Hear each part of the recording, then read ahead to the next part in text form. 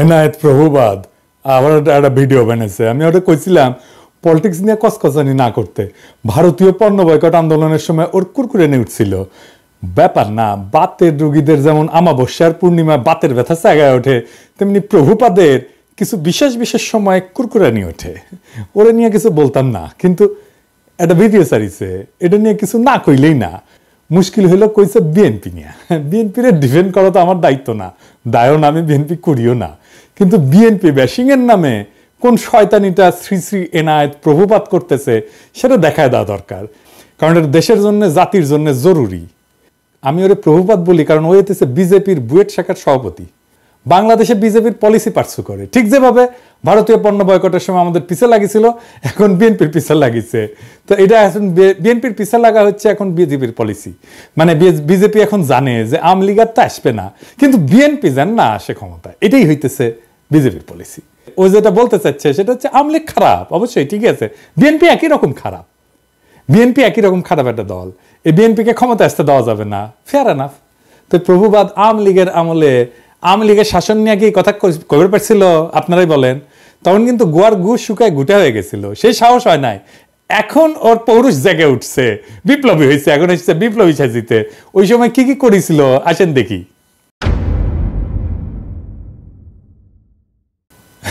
পদ্মা সেতু নিয়ে বই লিখেছিল, হ্যাঁ, পদ্মা সেতুর কত কিছু আবার ভিডিও করছিল পদ্মা সেতু নিয়ে।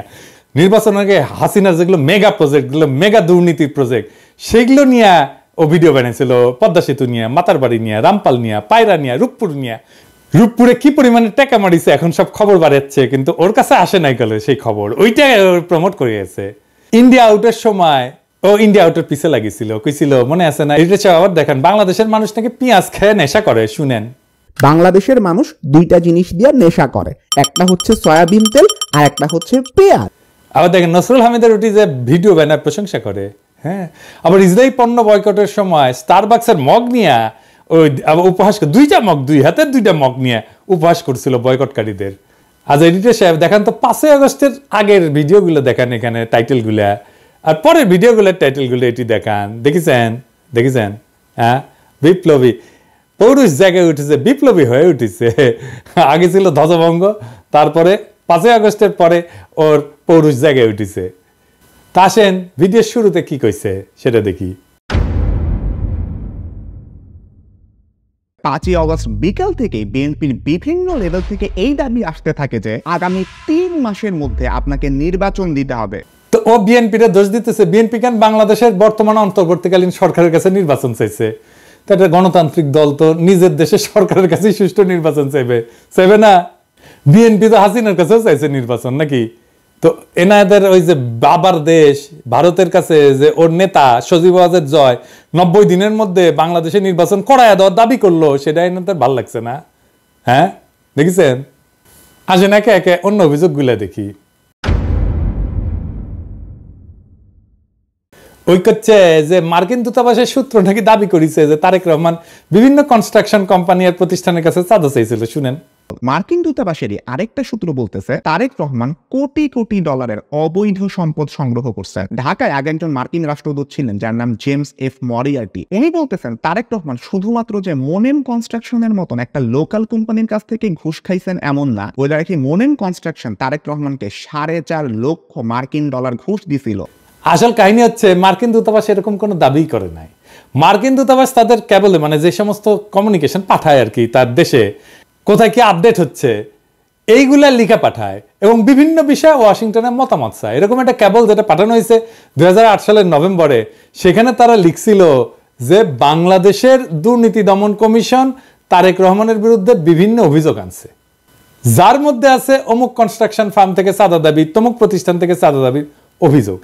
এটা রিপোর্টিং, এইটা মার্কিন দূতাবাসের কোনো অভিযোগ না। একটা দাবিও কিন্তু মার্কিন দূতাবাস বা তাদের কোনো সূত্র করতেছে না। এই অভিযোগ আনছে মইনুল আহমেদের সরকারের দুর্নীতি দমন কমিশন, যারা তখন -2 ফর্মুলা বাস্তবায়নে ব্যস্ত। আর আমেরিকা দূতাবাস সেই মামলাগুলোর বর্ণনা করতেছে, আর কিছু না। কিন্তু এই মামলাগুলো কিভাবে হয়েছে সেটা একটা বর্ণনা কিন্তু আছে মহিউদ্দিন আহমেদের বই 1/11-তে। এই মামলাগুলো হয়েছিল সরাসরি মইনুল আহমেদের নির্দেশে, যদিও তখনকার এনবিআর বা দুদক কেউই তারেক রহমানের বিরুদ্ধে কিছুই পায় নাই। বইয়ের 274 পৃষ্ঠাতে মহিউদ্দিন আহমেদ যখন তৎকালীন এনবিআর এর শীর্ষ কর্মকর্তাকে তারেক রহমানের মামলাগুলোর ব্যাপারে জিজ্ঞেস করছে, উনি উত্তর দিচ্ছেন, কি বলতেছেন, তাদের বিরুদ্ধে তো কোনো মেজর কেস পাওয়া যায়নি, যেমন তারেকের তো কোনো কিছু প্রমাণিত হয় নাই, তার তো কিছু পাই নাই বলতে গেলে, দেখেছেন। এবং এই 1/11 বইতে খুব বিস্তারিতভাবে লেখা আছে কিভাবে মইনুল আহমেদ বাধ্য করছিল এই সমস্ত মামলা দিতে। এবং আমরা সবাই জানি যে কিভাবে তখন ব্যবসায়ীদের তুলে নিয়ে বিভিন্ন রাজনীতিবিদদের বিরুদ্ধে মামলা করতে বাধ্য করা হইতো। সেই মামলাগুলোর সূত্র ধরে এই প্রভুপাদ ভিডিও বানায় ফেলছে যে তারেক রহমান চাঁদাবাজি করছে, দেখেছেন।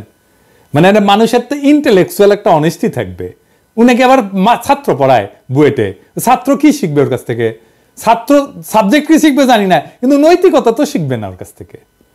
এখন প্রশ্ন হইতেছে যে মামলাগুলো হইলো গত 17 বছর, এই চাঁদাবাজি মামলার অগ্রগতি কি? ঘোড়ার ডিম, শূন্য। এটা চাঁদাবাজির মামলাও হাসিনা গত 17 বছরের কোনো আদালতে প্রমাণ করতে পারে নাই, এমনকি কোনো বিবাদী এই সমস্ত ভুয়া মামলা চালাইতেও চায় নাই। তো প্রভুবাদ কোত্থেকে পাইলো এগুলা? দেখেছেন কিরকম জাউরা, কিরকম জাউরা। এনায়েতের ভিডিওতে আমিন আহমেদ ভুইয়া নামে এক ব্যবসায়ীর কথা বলছে, যাকে নাকি তারেক রহমান হুমকি দিছিল চাঁদার জন্য। অথচ আমিন আহমেদ ভুইয়া নিজেই দাবি করছে যে তাকে জোর কইরা তারেক রহমানের বিরুদ্ধে মামলা করানো হয়েছিল। তো এডিটর সাহেব আগে দেখান প্রভুপাত কি কইছে। এই তারেক রহমান আল আমিন কনস্ট্রাকশনের মালিক আমিন আহমেদকে হুমকি দিছেন, তুমি যদি আমাকে $1.5 লক্ষ না দাও তাহলে তোমার কোম্পানি আমি বন্ধ করে দিব। তারপরে দেখান আমিন আহমেদ ভুইয়া কি কইছে।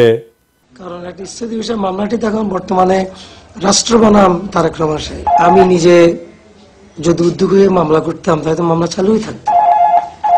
আমার যদি উদ্যোগ বা ইচ্ছা থাকতো, আর স্বাভাবিক বিষয়, আমি তার সময় কেন মামলা করতে যাব? উনি তো আমার দলের সিনিয়র যুগ্ম মহাসচিব, উনি নমিনেশন দিয়েছে, আমার সাথে রাজনীতি করি। মানে প্রভুপাদ ভিডিওতে যার নাম উল্লেখ করে দাবি করছে যে তার কাছে তারেক রহমান চাঁদা চাইছে, সে নিজেই বলতেছে যে তার কাছে তারেক রহমান টাকা চায় নাই, তাকে মামলা করতে বাধ্য করছে মইনুল আহমেদের সরকার। মানে ওই যে বলছে বিএনপি তো এর মধ্যে ক্ষমতায় আসেনি, মইনুলের পর তো আওয়ামী লীগ ক্ষমতায়, তাহলে ও তো এমন না জোরে চাপ দিয়ে বলছে বিএনপি, তাই না? এইটা গেল প্রথম ধাপ্পাবাজি। দ্বিতীয় ধাপ্পাবাজি ধরি, প্রভুপাত দাবি করেছে যে তারেক রহমান নাকি বাংলাদেশে সিমেন্টসের সমস্ত চুক্তি থেকে 2% কমিশন নিয়েছিলেন।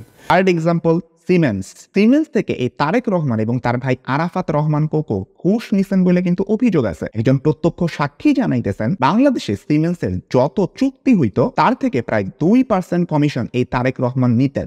সিমেন্সের বিরুদ্ধে আমেরিকার যে মামলা হয়েছিল সেই মামলা 20 পৃষ্ঠার রায়ে কোন ডকুমেন্টে তারেক রহমান সিমেন্সের কাছে টাকা চাইছে বা তারেক রহমানকে সিমেন্স 1 টাকাও কখনো দিছে এমন কোনো কথার উল্লেখই নাই। এই যে তাহলে এই তথ্য প্রভুপাত কোথায় পেয়েছে? হ্যাঁ, আওয়ামী লীগ দিছে ওরে, ইন্ডিয়া দিছে ওরে, বুঝছাও। আচ্ছা, এরপরের ঘটনা আর এটা ইন্টারেস্টিং, কারণ এটা থেকে আরো পরিষ্কার হয়ে যাবে যে এই প্রভুপাদের বেসিকই ক্লিয়ার না। ওই দাবি করেছে যে টঙ্গীতে একটা 80 মেগাওয়াট প্ল্যান্ট নির্মাণের জন্য চীনা কোম্পানি হারবিন তারেক রহমানকে $7.5 লাখ মার্কিন ডলার ঘুষ দিছিল। শুনেন। 12ই অগাস্ট প্রধান উপদেষ্টার সাথে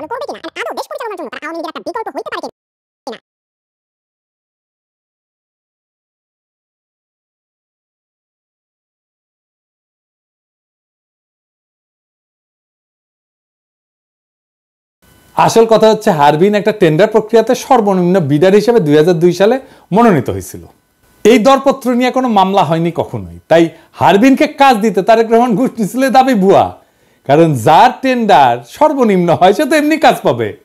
মামলাটা আসলে কি ছিল? মামলাটা ছিল হারবিন এবং তাদের বাংলাদেশের পার্টনার নির্মাণ কনস্ট্রাকশনের টঙ্গীর বেসিক শিল্পনগরীতে যে পাওয়ার প্ল্যান্ট বানানোর কাজ পায় সেটার ওয়ার্ক অর্ডার নিয়ে। খাদিজা বেগম গিয়াসউদ্দিন আল মামুনকে দিয়ে পাওয়ার প্ল্যান্টের ওয়ার্ক অর্ডারটা তাড়াতাড়ি বের করে আনে। তো এটা কনসালটেন্সি ফি হিসাবে কিছু টাকা দিছিল বলে খাদিজা বেগম নিজে দাবি করছে আদালতে। খাদিজা বেগম পুরা মামলা কোথাও বলেন নাই যে এই টাকা তারেক রহমান খাদিজা বেগমের কাছে চাইছে বা দিতে বাধ্য করছে। তাই 2013 সালে এই মামলায় তারেক রহমানের নাম ছিল, কিন্তু তারেক রহমানকে খালাস দেয় আদালত। মানে হাসিনার আমলে তারেক রহমান আদালত থেকে খালাস পায়, হাসিনার আমলে। কিন্তু যে বিচারক খালাস দেয় সে আবার খালাসের রায় দিয়ে দেশে থাকতে পারে নাই, তারা এসকে সিনহার মতো দেশ ছাড়া করে বাধ্য করা। উনি মানে ফিনল্যান্ডে আছেন। এরপর প্রভুপাত দাবি করেছে যে তারেক রহমান নাকি বসুন্ধরা গ্রুপের কাছ থেকে 21 কোটি টাকা নিয়েছিল একটা মামলার বিচার প্রভাবিত করতে। বসুন্ধরা গ্রুপের মালিকের একজন ছেলে আছে, নাম হচ্ছে শাফিয়াত সোবহান স্থানভীর। ইনি কিন্তু আনভীরেরই ভাই। তার বিরুদ্ধেও একটা খুনের মামলার বিচার প্রভাবিত করতেও তারেক রহমান 21 কোটি টাকা নিয়েছিলেন বলে অভিযোগ আছে। এই গল্পটা তখন ডিজিএফআই বানায় পেপারগুলোকে খাওয়াইছিল, যেটা 2016 সালে ডেইলি স্টারের মাহফুজ আনাম নিজেই স্বীকার করছে। সে বলছে ডিজিএফআই বানানো গল্প ছাপানোতে তার ব্যাড এডিটোরিয়াল জাজমেন্ট ছিল। ভুয়া গল্পটা হাসিনার ইন্ডিয়ার দালাল এনায়েত আজকে ওই জেনজিদের খাওয়াইতে আসছে, কোনো ধরনের রিসার্চ না কইরাই। কিরকম জাউরা দেখেন। আকবর সোবহান সাহেবের ছেলেকে বাঁচানোর জন্য তারেক জিয়া এত কোটি টাকা দিচ্ছে, একদম ফিগারটা সব উল্লেখ ছিল, 50 কোটি টাকা দিচ্ছে। এটা খুব সুন্দর। তুমি প্রথমে তোমাকে বলতে হবে ডেইলি স্টারে ছাপা হয় না, শুধু প্রত্যেকটা কাগজে লিড করেছেন এটা। না প্রত্যেকটা, আই ডোন্ট রিমেম্বার দ্যাট। না আমার মনে আছে না, এই প্রত্যেকটা কাগজে ওটা ছেপেছে। আমি মনে করি যে আমার সাংবাদিকতার সময়ে ওই সময়ে ডিজিএফআই এর দেওয়া নিউজ আনসাবস্টেন্টিয়েটেড, আমি যেটা ইন্ডিপেন্ডেন্টলি প্রমাণ করতে পারি নাই, ওটা আমি লিখেছি, ইন্ডিপেন্ডেন্টলি ভেরিফাই করতে পারছি না। কিন্তু তুমি যদি আমাকে জিজ্ঞেস করো আমার সাংবাদিক জীবনে, এডিটরের জীবনে ওটা হচ্ছে একটা বিরাট ভুল। আমি ভুল করেছি। ওই সময় ডিজিএফআই এর দেওয়া নিউজ আমার ছাপানো উচিত হয়নি। ইট ওয়াজ এ ব্যাড এডিটোরিয়াল জাজমেন্ট। আমি অপকটে স্বীকার করি। কিন্তু ঘটনা হচ্ছে যে যতগুলো দুর্নীতির অভিযোগ আনছে তারেক রহমানের বিরুদ্ধে, সবগুলো 111 সরকার, এবং 111 তো আপনারা জানেন এটা ইন্ডিয়ার সরকার ছিল, তাই না? এই 111 সরকার ইন্ডিয়া হাতে বাংলাদেশকে তুলে দেয়। এই যে ওই সময় 111 ডিজিএফআই মানে যারা আসলে ইন্ডিয়ার বানানো জিনিস, বানানো তরকারি খাওয়াইছিল, সেই জিনিসটা খাওয়াইতেছে প্রভুপাদ আইসকা জেনজিদের। এবার আসেন খাম্বানিয়া মিথ্যাচারের আলাপটা করি। ওই 111 সরকারের সময় খাম্বা দুর্নীতি সহ বিদ্যুৎ খাতের দুর্নীতি তদন্তে ওরিব ইউনিভার্সিটি বুয়েটের সাবেক ভিসি আব্দুল মতিন পাটোয়ারির নেতৃত্বে একটা তদন্ত কমিটি তৈরি করা হয়েছিল। সেই রিপোর্টটা পর্যন্ত এখনো প্রকাশ হয়নি। খোঁজ নিয়ে জানা যায় যে এই সময় 100 কোটি টাকা মূল্যের খুঁটি সংগ্রহ করছে এরকম 4টা প্রতিষ্ঠান ছিল। এর মধ্যে 3টাই ছিল আওয়ামী লীগ সমর্থিত ঠিকাদারি প্রতিষ্ঠান। এই 5 বছরে আরইবির মোট খুঁটির বেশিরভাগ সরবরাহ করে আওয়ামী লীগ সরকারের সমর্থক ব্যবসায়ী কাজী শাহাদ আহমেদের মালিকানাধীন জেনকম গ্রুপের 5টা প্রতিষ্ঠান। এই গ্রুপ একাই 511 কোটি 30 লাখ টাকার কাজ পায়। এছাড়া আওয়ামী লীগ সরকারের সময় আরইবির খুঁটির পুরাটাই যোগান দেয় এই প্রতিষ্ঠান। 2002 থেকে 2003 সাল বিএনপি সমর্থিত ঠিকাদারদের ছোট ছোট আরো কয়েকটা প্রতিষ্ঠান কাজ পেলেও 100 কোটি টাকার মতো কাজ করছে গিয়াসউদ্দিন আল মামুনের মালিকানাধীন খাম্বা গ্রুপের 2টা প্রতিষ্ঠান। তবে জোট সরকারের 5 বছরের প্রথম 1 বছর এই প্রতিষ্ঠান কিন্তু কোনো কাজ পায়নি। জোট সরকারের 5 বছরে আরইবির লাইন অধিগ্রহণের আওতায় মোট 879 কোটি 31 লাখ 22 হাজার টাকার কংক্রিট খুঁটি কেনা হয়। এর মধ্যে জেমকন গ্রুপের 5টা প্রতিষ্ঠান খুঁটি সরবরাহ করে 511 কোটি 30 লাখ টাকার, কনফিডেন্স গ্রুপ সরবরাহ করে 119 কোটি 79 লাখ টাকার খুঁটি, খাম্বা গ্রুপের 2টা প্রতিষ্ঠান সরবরাহ করে 102 কোটি 10 লাখ টাকার খুঁটি। এবার এই যে সে পাশে লেখেন তো, কন্টেক্ট গ্রুপ সরবরাহ করে 85 কোটি 4 লাখ টাকার। এছাড়া টেস্কো পাওয়ার লিমিটেড 24 কোটি, রয়্যাল গ্রিন 13 কোটি, লুমেক রুম্বার 20 কোটি এবং অন্য একটা প্রতিষ্ঠান নাম ভুলে গেছি 25 লাখ টাকার একটা খুঁটি সরবরাহ করে। 2003-04 সালে আরইবির মোট খাম্বা কেনে 214 কোটি টাকার। এর মধ্যে জেমকন 104 কোটি, মানে অর্ধেকেরই। খাম্বা 41 কোটি, কনফিডেন্স 31 কোটি, কন্টেক্ট 26 কোটি, টেস্কো পাওয়ার 20 কোটি, রয়্যাল গ্রিন 5 কোটি টাকার কাজ পায়। 2004-05 সালে আরইবির মোট খুঁটি কেনে 194 কোটি টাকা। এর মধ্যে জেমকন 87 কোটি টাকা, খাম্বা মাত্র 29 কোটি, কনফিডেন্স 27 কোটি, কন্টেক্ট 21 কোটি, রয়্যাল গ্রিন 5 কোটি টাকা, অন্য একটা কোম্পানি 2 কোটি টাকার কাজ পায়। 2005-06 সালে 127 কোটি টাকা কাজের মধ্যে জেমকন 68 কোটি, খাম্বা 25 কোটি, কনফিডেন্স 25 কোটি, কন্টেক্ট 11 কোটি, রয়্যাল গ্রিন 2 কোটি টাকার কাজ পায়। তাহলে দেখা যাচ্ছে খাম্বার সাথে দুর্নীতিতে ওতপ্রোতভাবে জড়িত ছিল আওয়ামীপন্থী ব্যবসায়ী কাজী শাহাদের জেমকন গ্রুপ, তাই না? হিসাবটা কি বলে? হিসাব তো পাক্কা হিসাব, আপনি নিয়ে আসতে পারেন, এখনো নিয়ে আসতে পারেন, এইসব তো সরকারের কাছেই আছে। তো খাম্বা কি প্রভুপাত্তর পাশায় ঢুকাইছে? হ্যাঁ, খাম্বা বেচলো আওয়ামী লীগ আর প্রভুপাতের পশ্চাতে ঢুকলো বিএনপির খাম্বা। হ্যাঁ, এবার আসেন জিয়া অরফানেজ ট্রাস্ট নিয়ে কথা কই। 6 number example, Zia orphanage trust fund আছে যেখানে এতিমদের জন্য টাকা আসে। ওই ফান্ডের অ্যাকাউন্ট থেকেও 2 কোটি টাকা হাতায় আনেন এই তারেক রহমান। উনি তার নিজ শহর বগুড়াতে একটা জমি কেনার জন্য এই ট্রাস্টের তহবিলের টাকা ইউজ করে। ওই দাবি করেছে যে জিয়া অরফানেজ ট্রাস্ট ফান্ডের অ্যাকাউন্ট থেকে 2 কোটি টাকা হাতায় নিয়ে তারেক রহমান বগুড়া একটা জমি কিনছিল। সত্য ঘটনা হচ্ছে তারেক রহমান কোনো টাকা হাতায় নিয়ে জমি কেনে নাই। এই জমি কেনা হয়েছিল জিয়া অরফানেজ ট্রাস্টের নামে। দেখেন, যেটাই মামলার রায় বলা আছে, তারেক রহমান অরফানেজ ট্রাস্টের টাকায় নিজের নামে কোনো জমি কেনে নাই। এটা হাসিনার আদালতও বলে নাই, কোনোদিন দাবিও করে নাই, কিন্তু হাসিনা আর ইন্ডিয়ার দালাল এনায়েত প্রভুপাদ দাবি করিচ্ছে। এবার আসেন রাজনৈতিক ষড়যন্ত্র নিয়ে আলাপ করি। দ্বিতীয় এক্সাম্পল, 10 ট্রাক অস্ত্র। বাংলাদেশের ইতিহাসে সর্ববৃহৎ অস্ত্র আর গোলা বারুদের চালান আটক করা হয় 2004 সালের 1 এপ্রিল রাতে। তো প্রভুপাদ হঠাৎ কইরা দুর্নীতি বিশেষজ্ঞ থেকে রাজনৈতিক ষড়যন্ত্র বিশেষজ্ঞ হয়ে গেল। ব্যাখ্যা করতে আসছে 10 ট্রাক অস্ত্র মামলা নিয়ে। তো 10 ট্রাক অস্ত্র মামলার ব্যাপারে আমাদের প্রভুপাদের দেখা যাচ্ছে যে আমাদের দেশের মানুষের উপরে ভরসা কম, তাই সব সূত্র হচ্ছে ভারতীয় গোয়েন্দারা, যারা 10 টাকা অস্ত্রের দোষ চাপায় বাংলাদেশকে বিপদে ফেলতে বদ্ধপরিকর ছিল। এখানে যদি বিএনপির কোনো ভুল থাকে তাহলে কি বর্তমান অন্তর্বর্তীকালীন সরকারের প্রধান উপদেষ্টা ডক্টর ইউনূসকে একইভাবে দোষারোপ করা যাবে না? উনিও তো ভারতের টিভি মিডিয়া এনডিটিভির সাথে সাক্ষাৎকারে বলছেন বাংলাদেশকে ভারত অস্থিতিশীল করতে চাইলে ভারতের 7 সিস্টার অক্ষত থাকবে না, বলছে না? তাইলে ভারতকে চাপে রাখার ব্যাপারে পররাষ্ট্রনীতি কি বিএনপির ভুল ছিল? এই নীতির কারণে বিএনপির ভোট পেতে বাধা থাকবে কেন? আবার নিজেই বলছে যে বিএনপি ক্ষমতা আঁকড়ে ধরে রাখতে চায়নি। সেটা কি প্রমাণ করে না যে বিএনপি গণতন্ত্র চাইছে বারবার? আমরা এই প্রসঙ্গে পরে আসবো। এরপর সে ব্যাখ্যা করতে গেল 21 আগস্টে গ্রেনেড হামলা। এও দাবি করেছে যে মুফতি হান্নান নাকি 2004 সালের 14 আগস্ট হাওয়া ভবনে বসে পরিকল্পনা করছে। আমরা 21 আগস্ট বোমা হামলা। ডেইলি স্টারের 2009 সালের একটা রিপোর্টের মতে 2004 সালের 14 আগস্ট রাতে হাওয়া ভবনে বসে স্বরাষ্ট্র প্রতিমন্ত্রী বাবর, উপমন্ত্রী পিন্টু সহ জঙ্গি সংগঠন হুজির নেতারা বৈঠক করে শেখ হাসিনাকে গ্রেনেড হামলার মাধ্যমে মেরে ফেলার পরিকল্পনা করে। তো এইবার একটু মুফতি হান্নানের জবানবন্দিটা দেখি তো। মুফতি হান্নান 21 আগস্টের গ্রেনেড হামলার ব্যাপারে 2টা জবানবন্দি দিয়েছে। প্রথমটা 2007 সালে, যেটার ভিত্তিতে মামলা বিচার শুরু হয়ে গেছিল, কিন্তু সেই জবানবন্দিতে তারেক রহমানের হাওয়া ভবনের নাম নিশানাও ছিল না। এই জন্য শেখ হাসিনা 2009 সালে মুফতি হান্নানকে রিমান্ডে নিয়ে নির্যাতন করিয়া তারেক রহমানের হাওয়া ভবনের নাম বের করার দায়িত্ব দেয় তার বিশ্বস্ত দালাল আব্দুল কাহার আকন্দকে। এরপরে 120 দিন রিমান্ডে নির্যাতনের পর মুফতি হান্নানকে দিয়া জোর কইরা 2011 সালে বলানো হয় যে এই হামলার আগে সে হাওয়া ভবনে তারেক রহমানের সাথে দেখা করছিল। এই জন্য 2024 সালের নির্বাচনে আব্দুল কাহার আকন্দকে হাসিনা নৌকা মার্কা প্রার্থী করে। এই দেখেন, এই নির্বাচনে আওয়ামী লীগ থেকে আমাকে নৌকা মার্কা প্রদান করা হয়েছে। আমাদের জাতির জনক বঙ্গবন্ধু শেখ মুজিবুর রহমান ও তার পরিবারের সকল সদস্য, একমাত্র মাননীয় প্রধানমন্ত্রী শেখ হাসিনা এবং তার বোন শেখ রেহানা বাদে সবাইকে হত্যা করা হয়েছে। এমনকি 10 বছরের শিশু রাসেলকেও হত্যা করা হয়েছে। আপনারা জানেন 21 বছর সংগ্রাম করে এই মাননীয় প্রধানমন্ত্রী 1996 সালে আবার ক্ষমতায় আসেন। ক্ষমতায় আসার পর বঙ্গবন্ধু হত্যা মামলা রুজু হয়। এতদিন এই হত্যা মামলা রুজু করতে দেওয়া হয়নি এবং সেই মামলার তদন্তভার আমাকে দেওয়া হয়। সেই মামলাটিও আমি পরবর্তী তদন্ত করি এবং সঠিক পথে নিয়ে আসি। এই সমস্ত মামলা করার কারণে আমাদের আওয়ামী লীগ, যেটা একটি পুরাতন দল, সেই আওয়ামী লীগকে ধ্বংসের মুখ থেকে রক্ষা করা সম্ভব হয়েছে এবং আওয়ামী লীগের রাজনীতিকে টিকিয়ে রাখার ব্যবস্থা করা হয়েছে। আমাদের মাননীয় প্রধানমন্ত্রী আমাকে নৌকা মার্কা দিয়েছেন। এইদিকে মুফতি হান্নান এই জবানবন্দি দেওয়ার সাথে সাথে প্রত্যাহারেরও কিন্তু আবেদন করে। এই জবানবন্দি ছিল পুরাই বানোয়াট।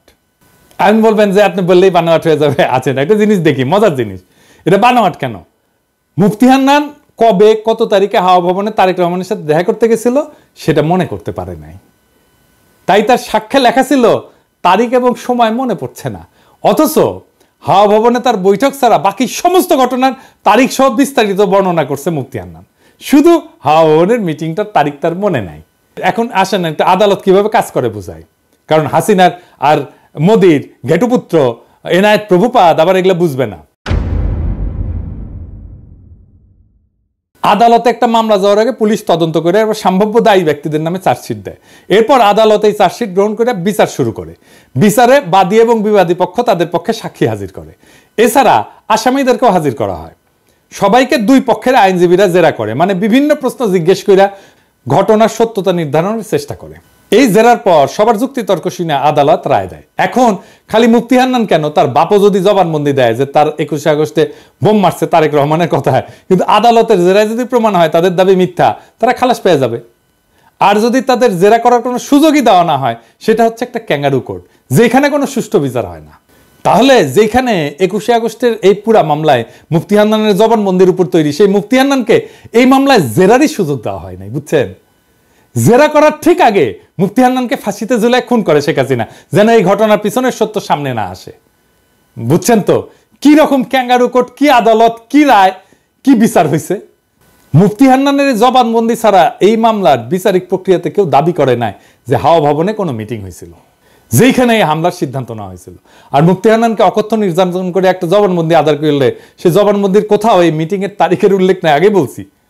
কিন্তু হাসিনার দালাল, ইন্ডিয়ার দালাল এনায়েত প্রভুপাত জেনে গেছে যে মিটিং ঠিক 14 আগস্ট হয়েছিল। শুনেন, ডেইলি স্টারের 2009 সালের একটা রিপোর্টের মতে 2004 সালের 14 আগস্ট রাতে হাওয়া ভবনে বসে স্বরাষ্ট্র প্রতিমন্ত্রী বাবর, উপমন্ত্রী পিন্টু সহ জঙ্গি সংগঠন হুজির নেতারা বৈঠক করে শেখ হাসিনাকে গ্রেনেড হামলার মাধ্যমে মেরে ফেলার পরিকল্পনা করে। কই পাইছে? প্রমাণ দেখাইতে পারবো? ওকে বলবেন প্রমাণ দেখাইতে। মানে যে হামলা করছে সে মনে করতে পারতেছে না কবে হয়েছে মিটিং, আর এনায়েত প্রভুপাত যাই না বসে আছে। বাবা, কঠিন তালেবর। দেখেছেন, অপরাধী সব জায়গায় তার অপরাধের চিহ্ন রেখা যায়। মিটিং এর তারিখটা এখানে কেন গুরুত্বপূর্ণ এটা বোঝা দরকার। মিটিং এ যারা উপস্থিত ছিল তারা সবাই রাষ্ট্রের গুরুত্বপূর্ণ ব্যক্তি, 2 জন এমপি, গোয়েন্দা বাহিনী প্রধান, তারেক রহমান নিজে। তো এত গুরুত্বপূর্ণ মানুষ যাদের প্রত্যেকের সাথে তো অনেক লোক থাকে, তাই না? তাদের এপিএস থাকে, বডিগার্ড থাকে, ড্রাইভার থাকে, আরো অনেক স্টাফ থাকে তাদের সাথে। কিন্তু কেউ কিন্তু একা না, আমাদের মতো না, সাধারণ মানুষ না। তাদের প্রত্যেকটা মিটিং এর শিডিউল থাকে, যেগুলো তার পিএসরা ম্যানেজ করে, এবং অনেকের সাথে মিডিয়ার লোকজনও থাকে তো সার্বক্ষণিক, তাই না? এখানে তো দেখবে কোথায় যাচ্ছে, কি করতেছে, সব জায়গায় মিডিয়ার লোকজন থাকবে। তাই রাষ্ট্রীয় দায়িত্বপ্রাপ্ত কোনো গুরুত্বপূর্ণ ব্যক্তি কোনো নির্দিষ্ট তারিখে মুফতি হান্নানের যদি উল্লেখ করতো, তাহলে বের করে ফেলা যেত যে গুরুত্বপূর্ণ ব্যক্তিরা সেদিন হাওয়া ভবনে ছিলেন না, এই পুরো মামলায় ডিসমিস হয়ে যেত। তাই সরকারি এই বানোয়াট জবানবন্দিতে জোর করে মুফতি হান্নানকে দিয়ে দেখায় যেখানে যখনই তারিখের কথা আসছে তখন মুফতি হান্নানকে বলতে হয়েছে যে তারিখ আর সময় মনে নাই। এই এমপি, এতগুলো এমপি, 2 জন এমপি, স্বরাষ্ট্রমন্ত্রী, তারপরে তারেক রহমান, এতগুলো লোকের একটা দিন হাওয়া ভবনে গেছে, ওইটা বাইর করা যাবেই যাবে যদি এটা ঘটে থাকে সত্যি সত্যি। কিন্তু এত বুদ্ধি ওর মাথার থাকলে তো ওর তার ইন্ডিয়ার দালালি করতে হয় না, হাসিনারও দালালি করতে হয় না। এরপরে প্রভুপাত দাবি করছে যে বিএনপি নেতারা নাকি বাংলা ভাইয়ের জেএমবিকে পৃষ্ঠপোষকতা করছে।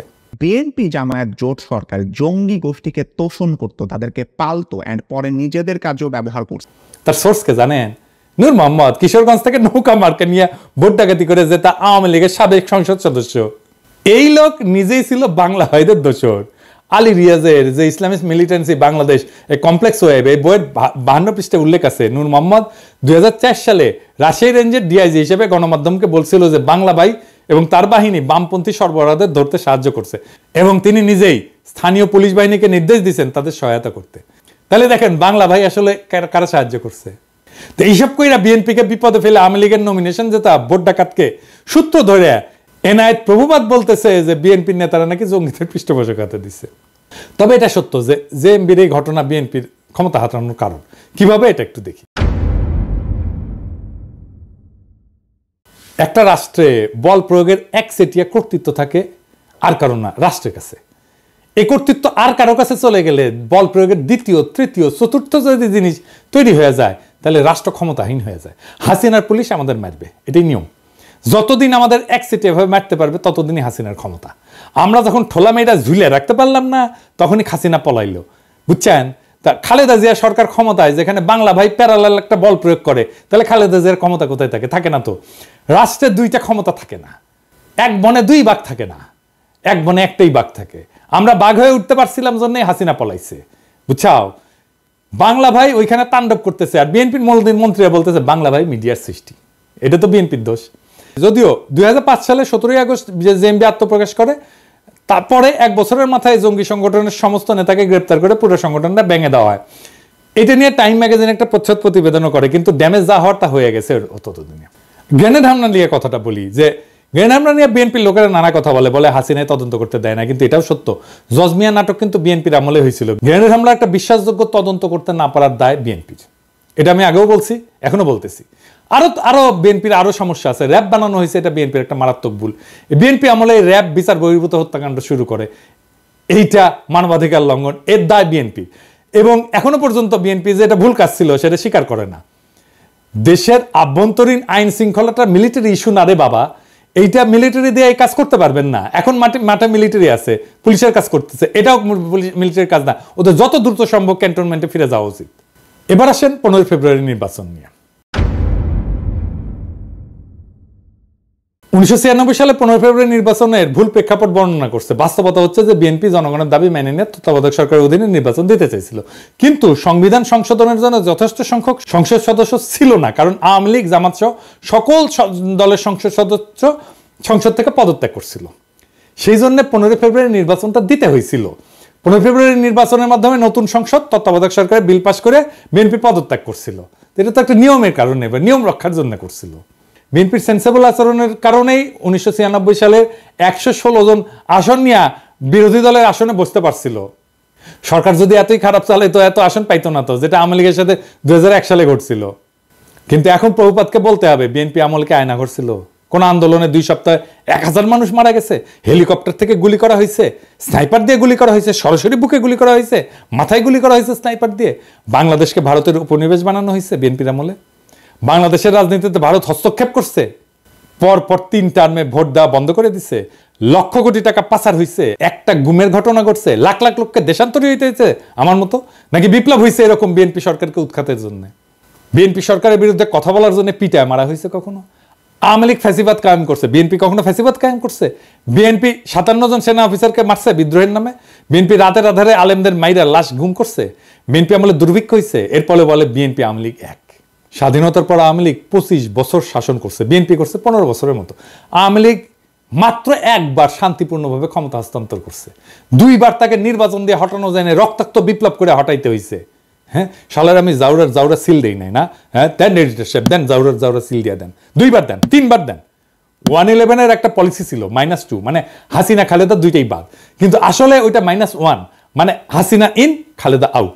বিএনপি জামাতকে ক্ষমতায় আসতে দেওয়া যাবে না, এটা ইন্ডিয়ান লাইন, এটা বিজেপি কংগ্রেস সবার লাইন।